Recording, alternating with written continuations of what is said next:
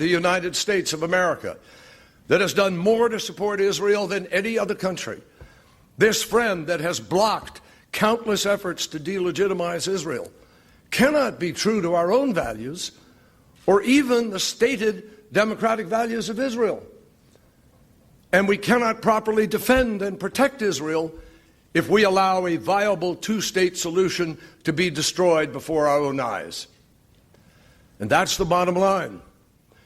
The vote in the United Nations was about preserving the two-state solution.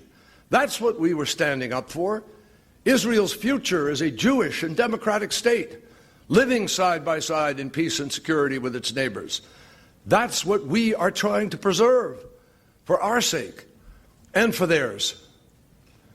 In fact, this administration has been Israel's greatest friend and supporter, with an absolutely unwavering commitment to advancing Israel's security and protecting its legitimacy. On this point, I want to be very clear. No American administration has done more for Israel's security than Barack Obama's. The Israeli Prime Minister himself has noted our, quote, unprecedented military intelligence cooperation. Our military exercises are more advanced than ever. Our assistance for Iron Dome has saved countless Israeli lives. We have consistently supported Israel's right to defend itself by itself, including during actions in Gaza that sparked great controversy. Time and again, we have demonstrated that we have Israel's back. We have strongly opposed boycotts, divestment campaigns, and sanctions targeting Israel in international fora, whenever and wherever its legitimacy was attacked, and we have fought for its inclusion across the UN system. In the midst of our own financial crisis and budget deficits, we repeatedly increased funding to support Israel. In fact, more than one-half of our entire global foreign military financing goes to Israel. And this fall, we concluded an historic $38 billion memorandum of understanding that exceeds any military assistance package the United States has provided to any country at any time. And that will invest in cutting-edge missile defense and sustain Israel's qualitative military edge for years to come. That's the measure of our support. This commitment to Israel's security is actually very personal for me. On my first trip to Israel as a young senator in 1986, I was captivated by a special country, one that I immediately admired and soon grew to love. Over the years, like so many others who are drawn to this extraordinary place, I have climbed Masada, swum in the Dead Sea, driven from one biblical city to another.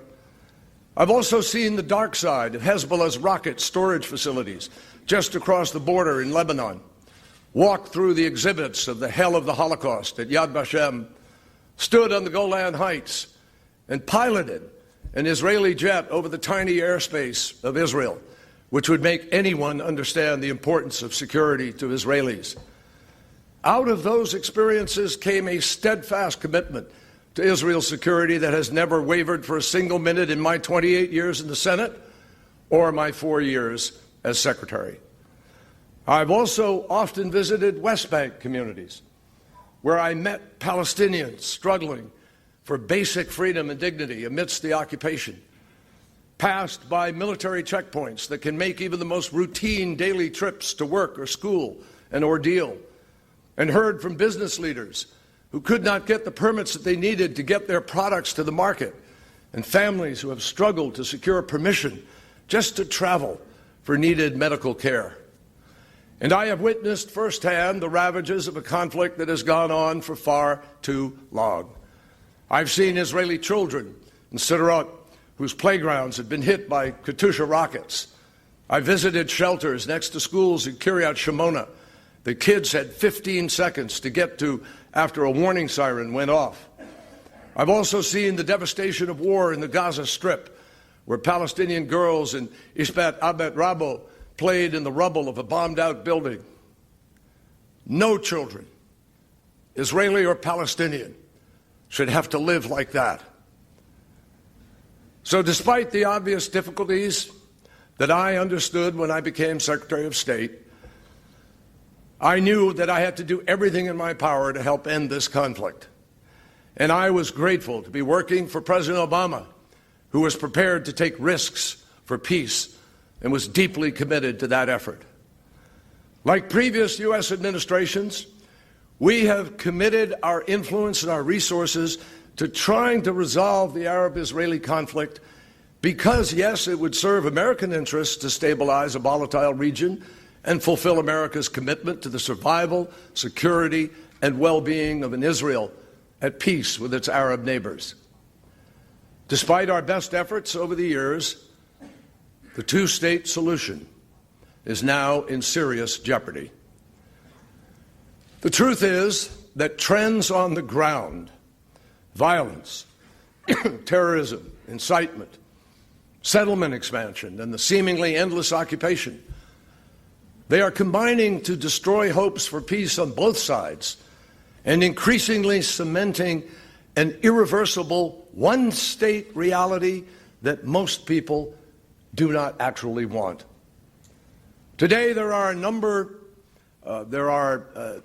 a similar number of Jews and Palestinians living between the Jordan River and the Mediterranean Sea. They have a choice. They can choose to live together in one state, or they can separate into two states. But here is a fundamental reality. If the choice is one state, Israel can either be Jewish or democratic. It cannot be both. And it won't ever really be at peace. Moreover, the Palestinians will never fully realize their vast potential in a homeland of their own with a one-state solution. Now, most on both sides understand this basic choice. And that is why it is important that polls of Israelis and Palestinians show that there is still strong support for the two-state solution, in theory. They just don't believe that it can happen. After decades of conflict, many no longer see the other side as people, only as threats and enemies. Both sides continue to push a narrative that plays to people's fears and reinforces the worst stereotypes, rather than working to change perceptions and build up belief in the possibility of peace. And the truth is, the extraordinary polarization in this conflict extends beyond Israelis and Palestinians.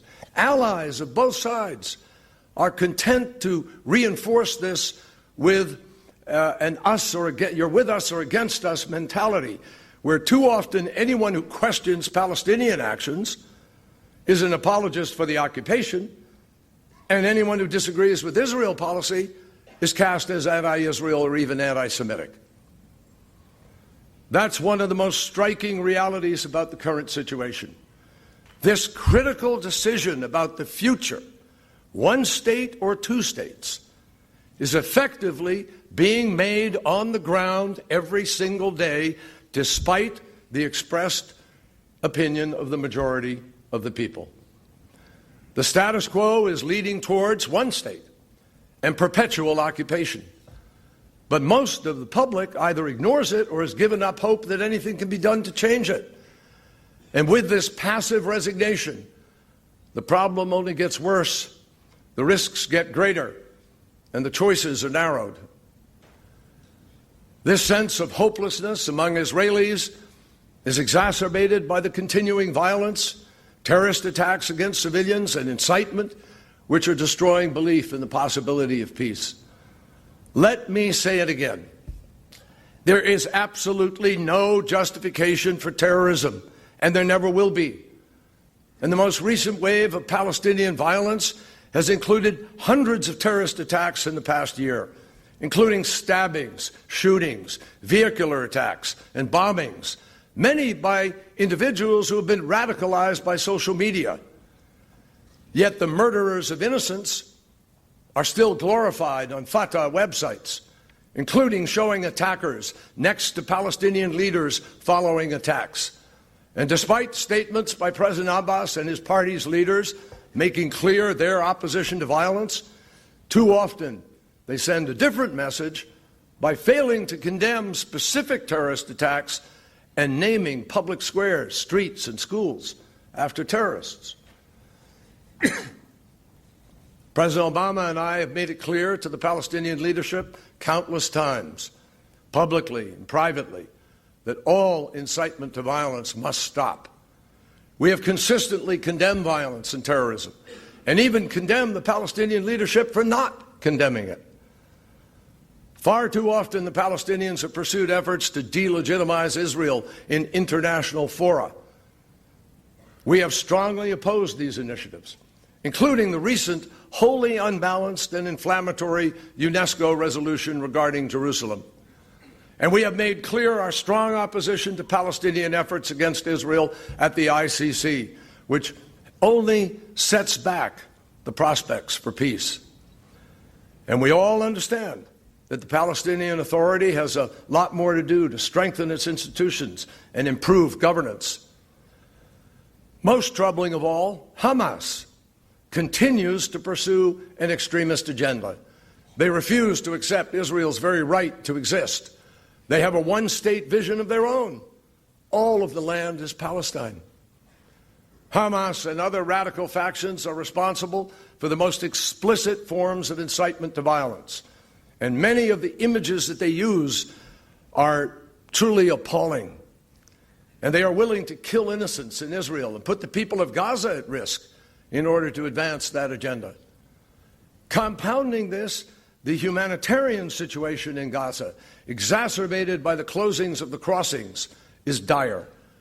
Gaza is home to one of the world's densest concentrations of people, enduring extreme hardships with few opportunities. 1.3 million people out of Gaza's population of 1.8 million are in need of daily assistance, food and shelter. Most have electricity less than half the time, and only 5% of the water is safe to drink. And yet, despite the urgency of these needs, Hamas and other militant groups continue to rearm and divert reconstruction materials to build tunnels, threatening more attacks on Israeli civilians that no government can tolerate. Now, at the same time, we have to be clear about what is happening in the West Bank. The Israeli Prime Minister publicly supports a two-state solution, but his current coalition is the most right-wing in Israeli history, with an agenda driven by the most extreme elements. The result is that policies of this government, which the Prime Minister himself just described as more committed to settlements than any in Israel's history, are leading in the opposite direction. They're leading towards one state. In fact, Israel has increasingly consolidated control over much of the West Bank for its own purposes, effectively reversing the transitions to greater Palestinian civil authority that were called for by the Oslo Accords. I don't think most people in Israel, and certainly in the world, have any idea how broad and systematic the process has become. But the facts speak for themselves. The number of settlers in the roughly 130 Israeli settlements east of the 1967 lines has steadily grown. The settler population in the West Bank alone, not including East Jerusalem, has increased by nearly 270,000 since Oslo, including 100,000 just since 2009, when President Obama's term began.